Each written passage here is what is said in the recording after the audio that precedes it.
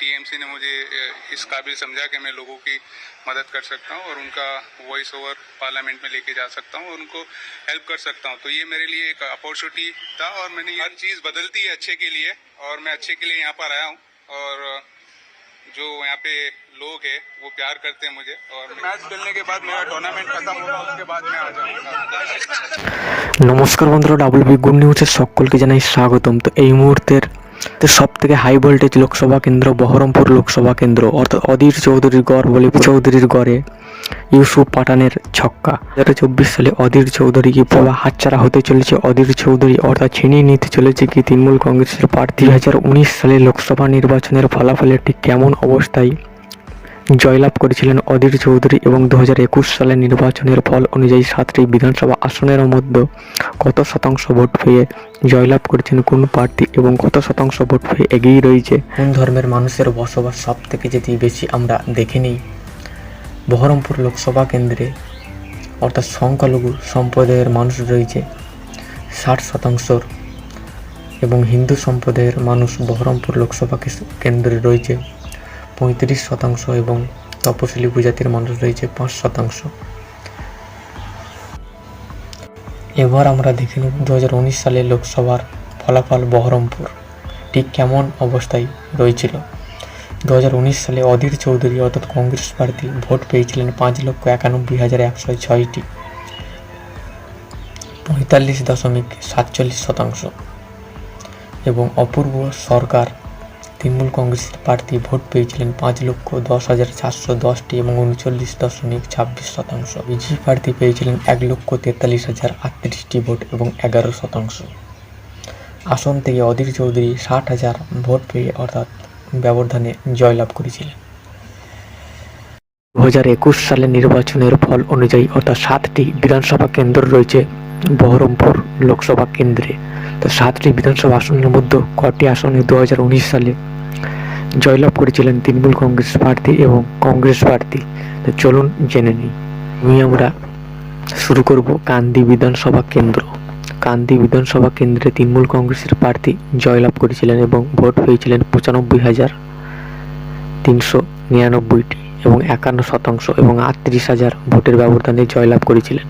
BJP প্রার্থী গৌতম রায় vote পেয়েছিলেন 57,319টি এবং 31% এবং কংগ্রেস প্রার্থী ছিলেন থার্ড পজিশনে এবং 27,555টি ভোট পেয়েছিলেন এবং 15%। পরের বিধানসভা কেন্দ্রে আমরা চলে আসি বেলডাঙ্গা। বেলডাঙ্গা আসন থেকে তৃণমূল কংগ্রেস প্রার্থী জয়লাভ করেছিলেন এবং প্রাপ্ত ভোট 1,12,862টি এবং শতাংশ যদি আমরা দেখি 55% ভোট পেয়েছিলেন এবং 53,832 ভোটে জয়লাভ করেছিলেন।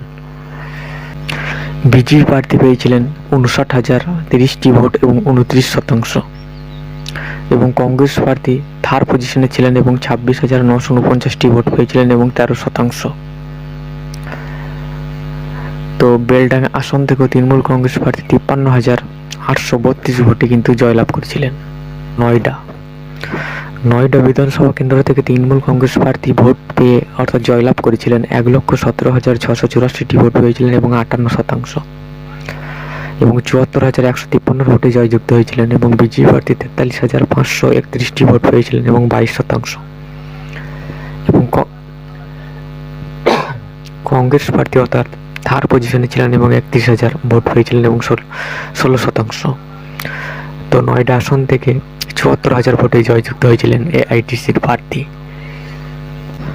পরের বিধানসভা কেন্দ্র রেজিনগর আসন থেকে তৃণমূল কংগ্রেস প্রার্থী 1,18,449 ভোট পেয়ে এবং 56% এবং 68,268 ভোটে জয়যুক্ত হয়েছিলেন এবং বিজেপি প্রার্থী সেকেন্ড পজিশনে ছিলেন এবং 50,226টি ভোট পেয়েছিলেন এবং 24%। কংগ্রেস প্রার্থী থার্ড পজিশনে ছিলেন এবং 37,282টি ভোট পেয়েছিলেন এবং 18%। রেজিনগর আসন থেকে 68,000 ভোটে এগিয়ে রয়েছে তৃণমূল প্রার্থী। পরের বিধানসভা কেন্দ্র বারান। তো বারান বিধানসভা কেন্দ্রে তৃণমূল কংগ্রেস প্রার্থী জয়লাভ করেছিলেন এবং 81,890টি ভোট পেয়েছিলেন এবং 46%। 2749 ভোটে জয়লাভ করেছিলেন বারান আসন থেকে। এবং বিজেপি প্রার্থী সেকেন্ড পজিশনে ছিলেন এবং 79,141টি ভোট পেয়েছিলেন এবং 45%। কংগ্রেস প্রার্থী থার্ড পজিশনে ছিলেন এবং 12,260টি ভোট পেয়েছিলেন এবং 7%। তো বারান আসন থেকে 2,749 ভোটে এগিয়ে রয়েছে তৃণমূল প্রার্থী। এবার আমরা চলে আসি বহরমপুর বিধানসভা কেন্দ্র থেকে। বহরমপুর বিধানসভা কেন্দ্রে অর্থাৎ অধীরের গড়ে বিজেপি প্রার্থী জয়লাভ করেছিলেন এবং 89,340টি ভোট পেয়েছিলেন এবং 45% এবং 26,852 ভোটে এগিয়ে রয়েছে বিজেপি প্রার্থী। আসন থেকে নারুগোপাল মুখার্জি এআইটিসির প্রার্থী 62,888টি ভোট পায় এবং 32%। এবং মনোজ চক্রবর্তী কংগ্রেস প্রার্থী থার্ড পজিশনে ছিলেন এবং এই আসনটি ভোট কাটাকাটির ফলে অর্থাৎ 32 এবং কংগ্রেস প্রার্থী 20% কাটাকাটির ফলে কিন্তু জিতে যায় বিজেপি প্রার্থী। তো বহরমপুর বিধানসভা আসন থেকে 2021 সালে। পরের বিধানসভা কেন্দ্র ভরতপুর। তো ভরতপুর বিধানসভা কেন্দ্রে হুমায়ুন কবির তৃণমূল কংগ্রেস প্রার্থী 96,226টি ভোট পায় এবং 51% এবং 43,083 ভোটে লিড রয়েছে। বিজেপি প্রার্থী সেকেন্ড পজিশনে ছিলেন এবং 53,000 ভোট পেয়েছিলেন এবং 28%। এবং কংগ্রেস প্রার্থী থার্ড পজিশনে ছিলেন এবং 16% ভোট পেয়েছিলেন এবং 30,116টি। তো ভরতপুর আসন থেকে এগিয়ে রয়েছে 43,000 ভোটে অর্থাৎ তৃণমূল প্রার্থী। তো সেই ক্ষেত্রে এই আসন থেকে সংখ্যালঘু প্রধান 2024 সালে অর্থাৎ ক্রিকেটার ইউসুফ পাঠান এই আসন থেকে প্রার্থী হয়ে কিন্তু বিরাট ব্যবধানে জয়লাভ করার সম্ভাবনা রয়েছে। তা আপনারা আপনাদের কমেন্টে অবশ্যই রায় জানাবেন।